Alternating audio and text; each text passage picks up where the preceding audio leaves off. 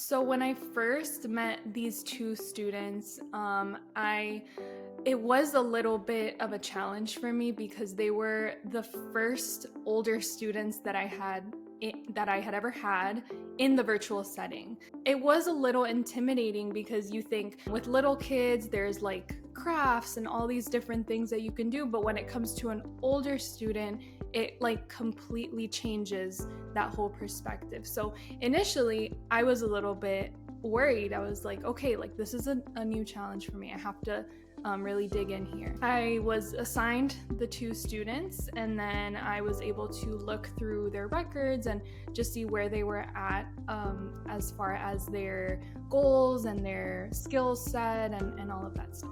So initially, when I looked at their goals, I saw a lot of, just a full disclosure, I saw a lot of cookie cutter kind of standard OT goals. Like if you're an OT, you know exactly what I'm talking about. You have your writing goals, you have your cutting goals, you have all of these different things that are the standard. But what I saw that I felt needed some changing was the fact that we have these two older students, by their age level, they are adults in every sense of the word.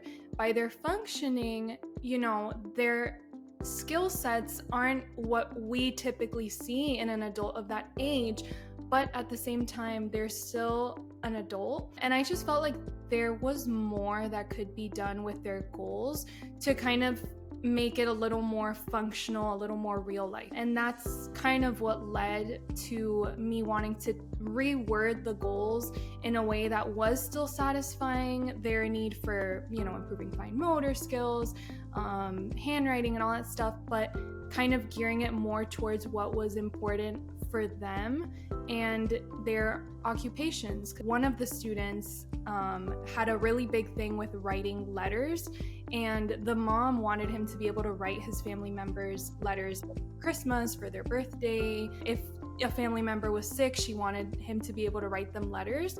And his goal was about letter sizing. So I would have the mom bring greeting cards from the store, and he would practice his writing in there so that it would fit in a card.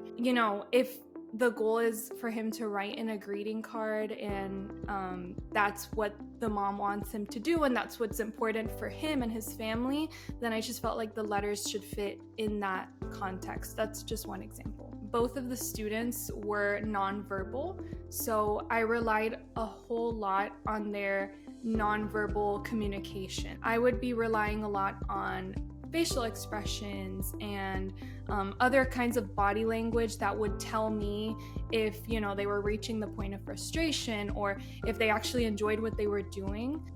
So I think that was the biggest challenge, was that barrier, if you will, of communication. But at the same time, it kind of allowed for me to be a little more perceptive, like forced me to be looking out for how they were reacting versus just, okay, here you go, and you're just gonna do it because I'm telling you. And again, communication with the mom was really important for that too.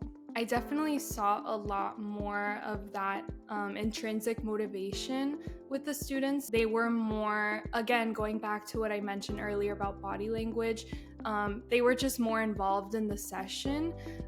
They showed a lot more signs of being engaged versus just passively doing things that were asked of them. And to me, that is a big indicator of progress, because we really want to see that the students themselves are feeling the benefits of what you're doing, because otherwise it's kind of hard to say that it's going to be a lasting change for them. They themselves have the motivation to get better, to meet their goals and do all these things. Whenever I would have conversations with mom, and she would tell me they were writing their letters in a way that fit better in the cards, because I worked also with one of the two students specifically on writing on a form, and mom was just communicating to me hey, he was able to sign this form, just doing so much better than before. Yeah, just little things like that. So picking up on their body language, and then also talking to mom and hearing from her end of things.